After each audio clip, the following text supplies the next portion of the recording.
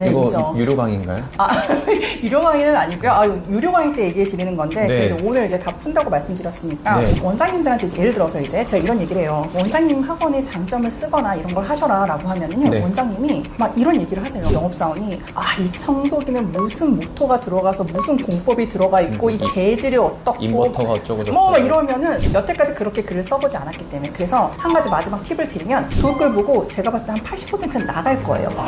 제가 블로그 코칭할 때마다 입이 닳도록 반복하는 5가지 마세요가 있습니다. 하지 마세요. 5가지. 하지 마세요의 5가지. 네. 첫 번째 마세요는요. 네. 자, 학원 블로그 인스타 관련해서 궁금한 점을 댓글로 남겨주시면 그에 대한 궁금한 점에 대해서 그래서 우리가 직접 답변을 드리도록 하겠습니다. 그리고 질문을 남겨주신 5분을 선발을 해서요. 이 그래서 학원 인스타 책을 보내드리도록 하겠습니다.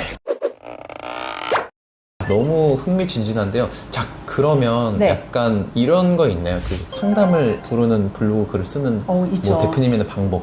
네, 이거 있죠. 유료 강의인가요?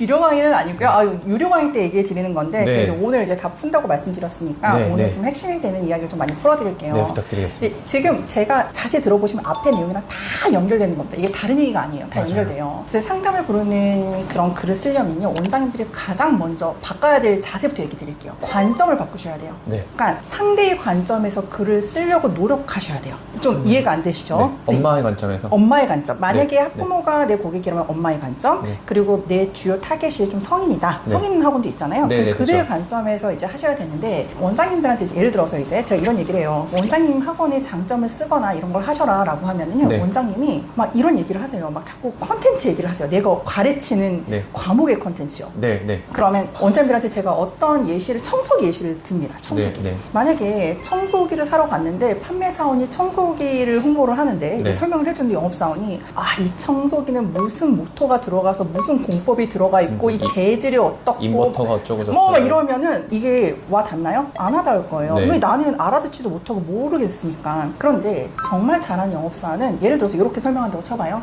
이 청소기는요 너무 가벼워서 세 손가락으로 들을 수 있어요. 이 청소기는 너무 소음이 약해서 아기가 옆에 자고 있을 때 이렇게 청소해도요 이거 애가 안 깨요. 그러면 쏙쏙 들어오네요. 그러면 사람들은 이거 내가 바라던 그 청소기야 라고 결정을 하지, 그 안에 부품이 뭔지 이런 걸 사람들은 따지지 않아요. 근데 자꾸 원장님들한테 원장님의 어떤 why 내 학원이냐 이런 걸 쓰라고 하면 원장님이 자꾸 주어 동사 보어 나오고요, 네. 목적어 나오고 자꾸 미적분 얘기하세요. 그거 하시면 안 되고요. 내가 아까 얘기한 것처럼 내 노력에 의해서 아이가 이렇게 변할 수 있다. 이 아이가 원래 뭐 2 등급의 그 대학을 갈 수 있었는데 이 아이가 스카이에 가게 됐다라든지, 근데 이게 이런 기적이 사실 현실에서 일어날 수 있는 일이야. 이런 것들을 단 거짓말은 하면 안 돼요. 네네, 단 그럼요, 그리고 그럼요. 이게 팩트를 부풀려도 안 돼요. 네. 근데 그 팩트를 잘 포장해서 써야 돼요. 그래서 관점을 변화해서 쓰라는 걸 제가 항상 얘기드리고 있습니다. 그래서 원장님들이 이제 쓰실 때 관점의 변화, 그리고 학생의 변화, 이런 거 변화, 그래서 엄마가 얼마나 기뻐했는지 그런 카톡 캡처도 넣고 그러면서 쓰실 때 그게 어렵습니다. 진짜 어렵습니다. 진짜? 왜냐면 여태까지 그렇게 글을 써보지 않았기 때문에. 그래서 한 가지 마지막 팁을 드리면, 글을 다 쓰고 나서요 네. 원장님의 자아를 버리세요. 버리고 나는 학부모다 라고 학생이다. 빙의가 네, 돼서 네. 다시 내 글을 읽어보세요. 그러면 과연 내가 이거 왜 썼지? 이게 굳이 필요한가? 그러면서 나 스스로 이것을 다시 재편집할 수 있는 그런 좀 생각이 떠오릅니다. 그래서 그렇게 하시면 좋아요. 그 청소기 예시로 들어주셔서 너무 찰떡같이 딱 흡수가 되고, 영업 관련된 또 유튜브 채널에 보면 이런 네네. 것도 있더라고요. 핸드폰을 판매할 때 네. 몇 기가고 뭐 이런 걸 설명을 맞아요. 살 필요 없이, 그러니까 어르신인데 아버님 그러면 혹시 손주들 이렇게 뭐 사진도 찍어주고 하는 거 좋아하세요? 그러면 카메라 성능은 요거니까 요 정도 사시면 딱 좋다. 이런 식으로 설명하면 훨씬 판매량이 올랐다. 사실 이런 맞아요. 사례도 많더라고요. 사실 똑같은데 이게 원장님들 사실 지금 딱 보셨을 때는 무슨 말인지 모르실 텐데, 블로그를 직접 하시는 분들이 다시 나의 블로그를 보면 나는 학원 운영자고 가르치는 선생이고 하다 보니까 내가 좋다고 생각할 만한 것들을 블로그 많이 쓰셨을 텐데 그게 실제로 학부모님이나 학생들이 봤을 때는 이게 뭔 소린지 나한테 와닿지 않는데 싶은 포인트 되게 다를 거예요. 원하는 거랑. 근데 지금 말씀하신 거를 잘 숙지하셔서 다시 보시고, 실제 학부모님들이 또 이 글을 보는 고객들, 학생들 입장에서 내가 혹할 만한지 점검해 보시면 차이가 크구나 느끼실 테니까 이렇게 자꾸 관점의 변화를 한번 이제 유념하셔서 글을 쓰시는데 네. 적용하시면 좋을 것 같습니다. 네.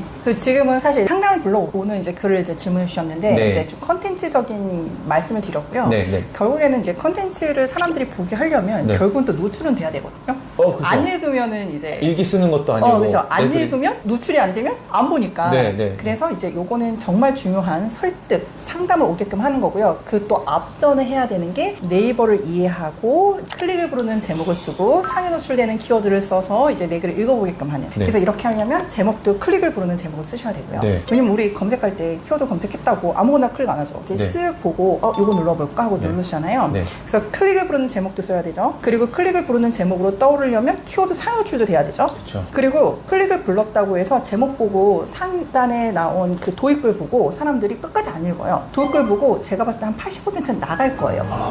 이거 맞아요. 내가 원하던 글 아닌가 봐 네. 하고요. 그래서 이 상단에 사람들이 밑에 글도 읽고 싶게끔 만드는 후킹되는 꼭 이 글을 이 사람이 읽어야 되는지에 대한 설득하는 부분을 살짝 넣어줘야 돼요. 이게 당신의 이야기야. 당신이 읽으면 이거는 정말 도움이 돼. 이런 부분을 상단에 같이 주셔야 되고요. 이게 본문도 쭉 읽어 나갈 수 있게끔 편집도 잘해야 돼요. 그래서 쉽진 않은데 해내시는 분들 많습니다. 하실 수 있습니다. 제가 해보니까 저도 블로그 글을 직접 써보고 하니까 논리적인 글 이런 거는 사실 뭐 다 쓰겠거든요. 근데 방금 말씀하신 네. 확 끌려서 이거 꼭 클릭하고 싶은데 클릭을 해서 들어왔는데 관심이 가네 싶어서 그 뒤까지 읽게 만드는 이 초반부의 어그로라고 하나요? 억울할 수도 있죠. 네. 네. 와 근데 그거를 제가 윅튼 이런 걸로 챗 GPT랑 네. 이런 걸 써서 네. 해보려고 했는데요. 네. 논리 정연화가 글은 잘 써주고 잘 읽히게 써주긴 네. 하는데 확 끌리게 하는 건 이제 인공지능은 또 안 되더라고요. 네.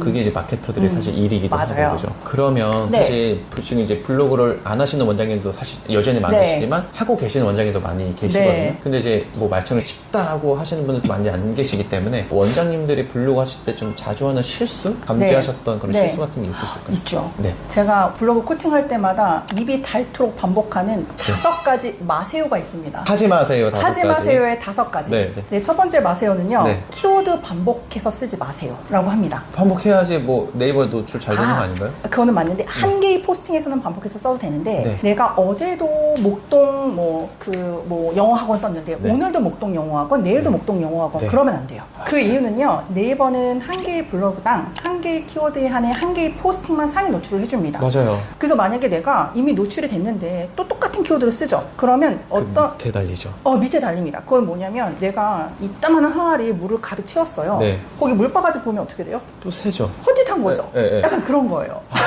왜냐하면 이미 다 채워졌는데 네. 그래서 걔는 다시 쓰면 안 되고요. 이 키워드가 뒤로 나중에 밀려나면 그때 다시 써야 됩니다. 빌려놨을 때 쓴다. 네, 그래서 키워드 계속해서 반복해서 사용하는 거 하지 마세요. 이 첫 번째. 모든 글에 네. 키워드 똑같은 걸로 시작하시는 분도 계세요. 맞아요. 거기에 예쁘게 괄호까지 써서 막 맞아요. 이렇게 모든 거 이렇게 쓰시는 네. 분 계십니다. 그러면 절대 안 돼요.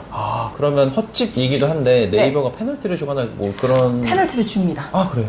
어떤 페널티 주시냐면 이제 이거는 똑같은 키워드만 써서 그런 건 아니었고요. 제가 이제 알면서도 실수할 때가 있어요. 아무 생각이 없어서. 네, 네. 그래서 제가 월별로 뉴스레터를 발행하거든요. 네. 그래서 뭐 1월에 작장래 그래서 노벰버 뉴스, 2월에 그래서 노벰버의 뉴스, 3월에 그래서 노벰버의 뉴스 했더니 얘네가 어뷰징 한다고 생각했나 봐요. 그래서 노벰버 자꾸 나오죠? 네. 패턴이 똑같죠? 네. 어느 점 순간 달라지고. 그래서 노벰버가 제 글이 검색이 안 되는 거예요. 제 이름인데. 남들 글만 나오고 그래서 노벰버 후기 쓴 글만 나오고 제 블로그 포스팅에 쓴 그래서 노벰버 키워드는 검색 노출에서 얘네가 블락을 시킨 거예요. 그래서 제가 깜짝 놀라서 그 다음부터는 그 제목을 다 패턴을 바꿨습니다. 네. 그랬더니 시간이 지나서 어느 순간부터 또 그게 다시 그렇게 노출이 노출이 돼요? 됐어요. 예전에 쓰셨던 글을 수정 다 하신 거세요? 수정 안 했습니다. 저는 네. 그냥 앞으로 쓰는 글만 했습니다. 그래서 제 그 월별 뉴스 보면 어떤 때까지는 이게 다 똑같은 패턴으로 있다가 갑자기 제목이 다 바뀌어요. 근데 저는 그때 알면서도 그래서 노벰버로 사람들이 검색할 걸 생각은 못하고 네. 그냥 사람들이 오히려 패턴이 똑같으면 좀 이제 익숙하니까 더 보기 편할 거라고 생각하고 그렇게 했는데 네. 이게 계속 똑같은 키워드를 썼죠. 똑같은 패턴이죠. 그랬더니 어뷰징이 돼서 이게 검색 누락이 됐습니다. 와 이거는 정말 이 업계에 깊이 관여하고 계신 분들만 아시는 꿀팁이니까 꼭 기억하시기 바랍니다. 네. 또 다음 마세요. 두 번째 마세요는요. 네.